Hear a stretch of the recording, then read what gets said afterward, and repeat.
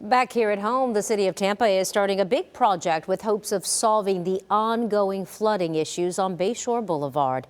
The city will spend $17 million to install a new and improved pump station.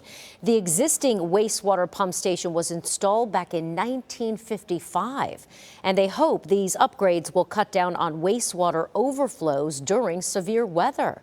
City leaders tell us this project will help the street, but some neighbors wish they were told about this ahead of time.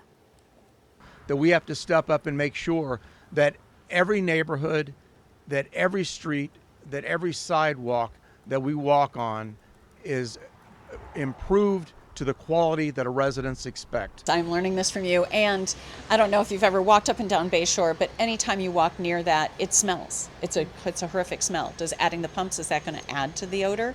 Is that going to help relieve the odor? Construction starts this month and should wrap up by next fall. Now to an update on a story I first told you about last month. You may recall Hurricane Helene caused serious damage to a factory in North Carolina, which is one of the biggest suppliers of IV fluids in the entire United States. Well, that factory had to shut down, bringing a shortage to IV fluids to hospitals all over the country. Well, today, a shipment, we learned, leaving that factory for the first time since Hurricane Helene. We're told the factory should be back at 100% capacity by the end of the year.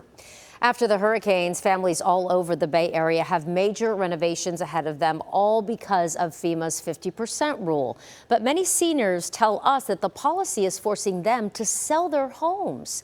New tonight, our Pinellas County reporter Casey Albritton has listened to the challenges from one family's perspective. For Frank and Joan Bracchio, the 50-50 rule has always worked in their 73-year marriage.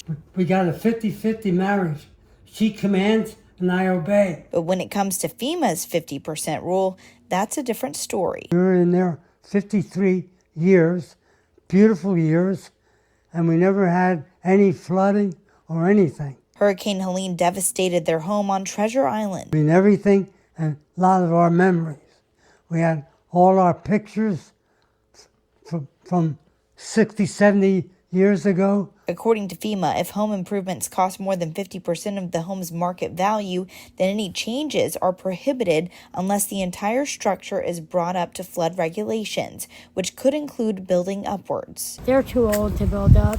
My father's walks with a cane. With 4 feet of flooding from the storm, the Bracchio family is anxiously waiting to see if they are required to elevate their home. But they also don't have the means or time to reconstruct. So it's just a waiting game to see if or when they can move back into their home. We're living out of suitcases, and well, we're living here with my daughter. Frank Bracchio says his home is irreplaceable, with memories and personal touches, like this mural on his garage honoring his service in the military. Families tell me it's incredibly difficult to have to say goodbye to their homes that carry so many memories that they've had throughout their lives. You know, I'm 96.